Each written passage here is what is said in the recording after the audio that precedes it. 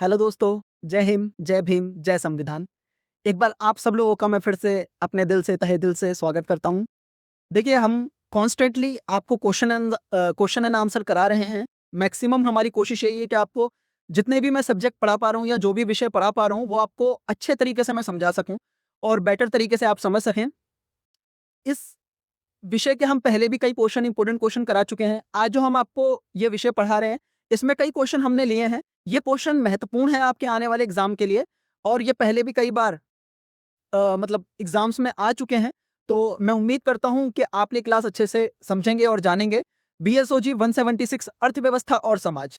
अब हम इसके क्वेश्चन एंड आंसर को समझ लेते हैं।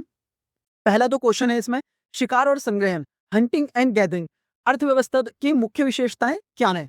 ठीक है, देखिए ये एक तरीके से इसमें दो पॉइंट हैं। पहला है शिकार और दूसरा है संग्रहण, हंटिंग एंड गैदरिंग। अब इसमें ऐसा भी हो सकता है आपके क्वेश्चन पेपर के अंदर सिर्फ हंटिंग अर्थव्यवस्था की मुख्य विशेषताएं क्या है, कि शिकार की अर्थव्यवस्था की मुख्य विशेषताएं क्या है, और गैदरिंग यानी कि संग्रहण अर्थव्यवस्था की मुख्य विशेषताएं क्या है। ये सवाल ऐसे भी आ सकता है, या ये सवाल इस तरीके से भी आ सकता है कि भाई शिकार अर्थव्यवस्था को स्पष्ट कीजिए या संग्रहण अर्थव्यवस्था को स्पष्ट कीजिए। ठीक है, सवाल देखिए, एग्जामिनर सवाल आपसे कैसे भी पूछ सकता है आपके एग्जाम्स के अंदर। ठीक है, क्वेश्चन पेपर के अंदर ही कैसे भी सवाल आ सकता है, पर हम ये समझने की कोशिश करें कि एक्चुअल में ये शिकार अर्थव्यवस्था या संग्रहण अर्थव्यवस्था एक्चुअल में है क्या, उसको समझना ज्यादा इंपॉर्टेंट है।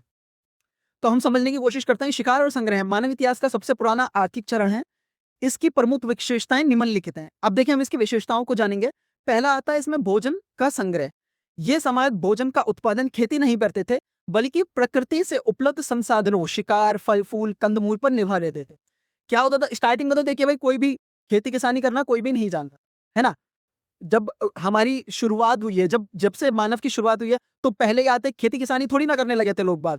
खेती किसानी का तो समझ में उन लोगों को मतलब के ना तो ब्रेन इतने डेवलप थे, ना उनके पास वो आइडियाज थे कि भाई हम कैसे मतलब खेती किसानी कर सकते हैं। तो वो क्या था, पूरी तरीके से प्रकृति से उपलब्ध जो संसाधन होते थे उस पर निर्भर रहते थे। जैसे प्रकृति से क्या मिलता है हमें? भाई प्रकृति से हमें अदर जानवर मिलते हैं, है ना, एनिमल और जो होते हैं वो भी मिलते हैं हमें। तो क्या करते हैं, वो उनका शिकार करते थे जानवरों का और वही खाते थे। फल फूल कंदमूल ये सब क्या होता है, प्रकृति की देन है। और ये इसमें देखिए दूसरा पॉइंट है घुमक्कड़ जीवन। भोजन की तलाश में ये समूह एक स्थान से दूसरे स्थान पर घूमते रहते थे, इसलिए इनका जीवन घुमक्कड़ नोमैडिक होता था। भाई देखिए, पहले किसी का भी कोई स्थायी घर नहीं रहता था। ठीक है, किसी का भी स्थायी कोई पता नहीं होता था। लोग क्या करते थे कि भाई एक स्थान से दूसरे स्थान पर घूमते रहते थे भोजन की तलाश में। ठीक है, कि भाई भोजन, अब देखिए मान लीजिए फॉर एग्जाम्पल, भाई एक समूह है, एक ग्रुप है, आज वो यहाँ पर आ गया, इस लोकेलिटी में आ गया, यहाँ पर वो शिकार कर रहा है। अब कभी ना कभी तो भाई यहाँ से जानवर भी खत्म होंगे ना। ऐसा तो नहीं है जो हमेशा यहाँ पर हम कितना भी शिकार कर लें और जानवर है, ऐसा नहीं होता है। तो फिर वो एक जगह से दूसरी जगह अपना जो प्रगति वो बदलते जाए। समानतावादी समाज, समानतावादी समाज में क्या है, इनमें कोई बड़ा अमीर या गरीब नहीं होता था। उत्पादन के साधन, जंगल और जानवर पर पूरे समुदाय का सामूहिक अधिकार होता था।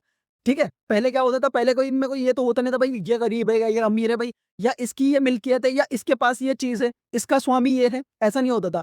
क्या होता था कि जो भी जंगल है उसमें मान लीजिए जंगल के जो जानवर हैं, फल हैं, फूल हैं, उस पर क्या होता था, सामूहिक अधिकार होता था, सबका अधिकार है, किसी एक पर्सन का अधिकार नहीं होता था। पशुचारण, पास्टोरलिज्म, अर्थव्यवस्था क्या है, तो इसके प्रकार बताइए। ठीक है, अब हम ये समझेंगे कि भाई ये पशुचारण क्या होता है, पास्टोरलिज्म क्या है।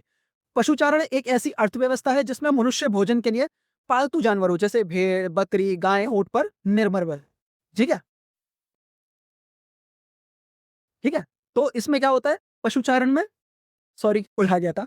तो पशुचारण में क्या होता है, पशुचारण अर्थव्यवस्था क्या होती है भाई, इसमें पशुचारण ऐसी अर्थव्यवस्था है जिसमें मनुष्य भोजन के लिए पालतू जानवरों पर डिपेंड रहता है। ठीक है, उसमें क्या हो गया, जैसे भेड़ हो गई, बकरी हो गई, गाय हो गई, ऊंट हो गया, क्या है इनका अब यूज क्या होता है भाई, इनसे दूध मिलता है हमें, वो दूध से दही बनता है, उस दूध से भाई घी बनता है, उस दूध से क्रीम बनती है, बहुत सारी चीजें जो इन जानवरों से हमें प्राप्त होती हैं, इनके दूध से। खानाबदोश पशुचारण, इसमें क्या होता है, इसमें लोग अपने पशुओं के चारे और पानी की तलाश में मौसम के अनुसार एक स्थान से दूसरे स्थान पर प्रवास, माइग्रेशन करते हैं। ठीक है, खानाबदोश पशुचारण क्या है, इसमें क्या है भाई, अब देखिए वही बात आ गई, जैसे पहले लोग क्या है कि एक जगह से दूसरी जगह अपने खाने के लिए, अपनी चीजों के लिए क्या करते थे, जगह को बदलते थे, अपनी जगह को चेंज करते थे कि भाई यहाँ पर अब हमें शिकार नहीं मिला, अब हम कहीं और जाएंगे। इसी तरीके से क्या होता है खानाबदोश पशुचारण में, क्या होता है भाई मान लीजिए पानी की तलाश में या कि और हरियाली की तलाश में, कि भाई हमारे जो जानवर हैं या जो हमारे भाई गाय बैल ऊँट है, इनको अच्छे से घास मिल सके, इनको अच्छे से खाना मिल सके, उसके लिए क्या होता है, एक स्थान से दूसरी स्थान पर वो चेंज करते हैं। स्थायी पशुचारण, इसमें एक निश्चित स्थान पर रहकर पशुपालन किया जाता है और कृषि आधारित समुदायों के साथ व्यापार किया जाता है। ठीक है? इसमें क्या होता है कि भाई स्थायी पशुचारण है कि भाई एक जगह पे रहेंगे, एक जगह पे उनका एक जगह बना देंगे, उनका एक बाड़ा बना देंगे जानवरों का और वहीं रहते हैं वो लोग। ठीक है? अब हम इसमें एक अगला क्वेश्चन ले लेते हैं, बागवानी, हॉर्टिकल्चर और कृषि, एग्रीकल्चर, अर्थव्यवस्था में क्या अंतर है? हॉर्टिकल्चर क्या होता है भाई, बागवानी क्या होती है, और कृषि एग्रीकल्चर की अर्थव्यवस्था क्या है?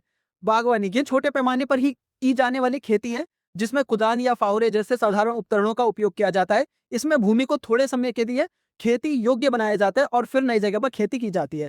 ठीक है? ये एक तरीके से स्थानांतरित कृषि है। ठीक है? ये बागवानी का ये पैमाना होता है कि भाई छोटे-छोटे मतलब क्या बागवानी के लिए भाई छोटे कुदान या फावड़े जैसी चीज़ों से, उपकरणों से क्या होता है, थोड़े समय के लिए भाई खेती-किसानी की जाती है इसमें, ठीक है? अब हम मान लें कृषि क्या है? खेती क्या है प्रॉपर कृषि? ये बड़े पैमाने पर होती है जिसमें हल, पशुओं या मशीनों और सिंचाई का उपयोग किया जाता है। ये स्थायी होती है और एक ही भूमि पर बार-बार की जाती है, ठीक है? बागवानी तो क्या है भाई, आप छत पर कर लो बागवानी, कोई छोटा-सा एरिया ले लो वहाँ पर बागवानी कर लो, भाई मैंने अपना ये बाग बगीचा बना रखा है, वहाँ पर भी की जाती है। पर कृषि क्या है, कृषि के लिए आपको एक बहुत बड़ी जगह चाहिए होती है ना, और कृषि बार-बार वहीं पर की जाती है जो आपकी उपजाऊ ज़मीन है। बागवानी के लिए क्या है, आज मैंने 4 पेड़-पौधे यहाँ लगा लिए, 4 पेड़-पौधे कहीं और लगा लिए मैंने, अगर मेरे पास थोड़ी ठीक-ठाक जगह है ना? तो बागवानी तो वैसे भी कर सकते हैं, पर कृषि क्या होती है कि हमें बहुत बढ़िया हमें जगह चाहिए होती है इसके लिए, ठीक है? अब हम अगले क्वेश्चन के लिए आ जाते हैं। औद्योगीकरण, इंडस्ट्रियलाइजेशन ने समाज और अर्थव्यवस्था को कैसे प्रभावित किया? ठीक है, ये देखिए ये इंपॉर्टेंट क्वेश्चन है। इसको आप अच्छे से प्रिपेयर समझिएगा, कोशिश करिएगा इसको, सॉरी पता नहीं क्या स्टार का भी क्या ही होनेगा, दोबारा बना देता हूँ, है ना? औद्योगीकरण को समझना बहुत ज़रूरी है। इंडस्ट्रियलाइजेशन क्या है? और अब इसके अंदर क्या है, समाज और अर्थव्यवस्था को कैसे प्रभावित किया है? इनने समाज को और अर्थव्यवस्था को कैसे प्रभावित किया है? इस क्वेश्चन को देखें। औद्योगिक क्रांति ने समाज में एक गहरा और व्यापक परिवर्तन लाया, ठीक है? उत्पादन में वृद्धि, सबसे पहले क्या हुई भाई, उत्पादन में वृद्धि हुई है। जैसे उत्पादन हाथों की बजाय मशीनों द्वारा कारखानों में होने लगा, ठीक है? पहले क्या होता था भाई, हाथ से जितना काम कर सकते हो कर लो, है ना?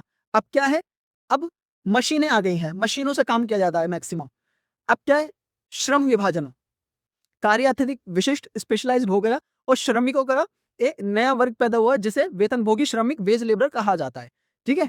शहरीकरण, कारखानों के आसपास बड़े शहरों का निर्माण हुआ और लोग गांवों से शहरों की ओर पलायन करने लगे। ये इससे फर्क पड़ा है पूरा इंडस्ट्रियलाइजेशन से, ठीक है? समाज के अंदर ये फर्क पड़ा है।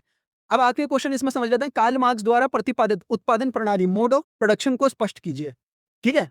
कार्ल मार्क्स के द्वारा हमें समझना है। कार्ल मार्क्स के अनुसार किसी भी समाज की अर्थव्यवस्था उत्पादन प्रणाली पर आधारित होती है। इसके 2 प्रमुख घटक हैं ना, ठीक है? उत्पादन की शक्तियाँ, फोर्सेस ऑफ प्रोडक्शन, इसमें फोर्सेस ऑफ प्रोडक्शन, इसमें तकनीकी मशीनें, औजार और श्रमिक की कार्यक्षमता शामिल होती है, ठीक है?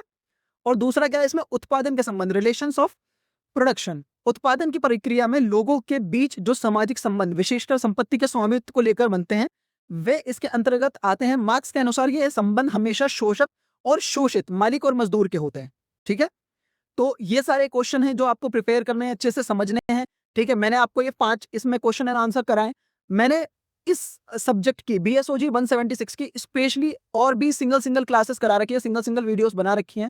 इम्पोर्टेंट टॉपिक्स के ऊपर, इम्पोर्टेंट क्वेश्चन के ऊपर मैं आपसे इस चीज़ के लिए पूरी तरीके से कन्फर्मली मैं कह सकता हूँ, अगर आप ये जो 5 क्वेश्चन मैंने कराए हैं और जो मेरी क्लासेस के अंदर या जो मेरे और भी वीडियो फीड के अंदर और जो बीएसओजी 176 के, अगर आप इंपॉर्टेंट क्वेश्चन एंड आंसर को अच्छे से समझ लेते हो, तो डेफिनेटली बीएसओजी 176 में ये मेरी श्योरिटी है कि आपको पास होने से कोई नहीं रोक सकता, ठीक है? आप पूरी अगर इनको अच्छे से अंडरस्टैंड करते हो, समझते हो क्वेश्चन एंड आंसर को, जो मैंने इस वीडियो के अंदर 5 क्वेश्चन कराए और जो मैंने अलग से भी करा रखे, उनको अच्छे से प्रिपेयर कर लीजिए। जो भी आपका क्वेश्चन पेपर आने वाला है, मैं इस चीज़ के लिए आश्वस्त हूँ। डेफिनेटली देखिए, पॉइंट तो यही है, सब्जेक्ट तो यही है, विषय तो यही है, ठीक है? अब उसमें क्वेश्चन थोड़ा बहुत घुमा-फिरा करके हो सकता है, लेकिन अगर आप ये प्रिपरेशन करते हैं, तो डेफिनेटली आपका एग्ज़ाम अच्छा ही जाएगा, ठीक है? मैं यही उम्मीद करता हूँ और वैसे भी सब लोग मेहनत कर रहे हैं, तो सबको ऑल द बेस्ट बोलूँगा मैं कि आपका एग्ज़ाम अच्छा जाए और आप हमारे वीडियोज़ को ज़्यादा से ज़्यादा शेयर कर देना, लाइक कर देना, कमेंट कर देना, जिसको अच्छा लगे थोड़ा-सा एप्रिसिएशन मेरे लिए भी कर दीजिएगा, ठीक है? और कोशिश करिएगा कि इनको अच्छे से प्रिपेयर कर सकें, ठीक है? और पेज पर हमारे बहुत ज़्यादा प्यार दीजिए, आप लोगों के प्यार की बहुत ज़रूरत है, ठीक है? So thank you so much.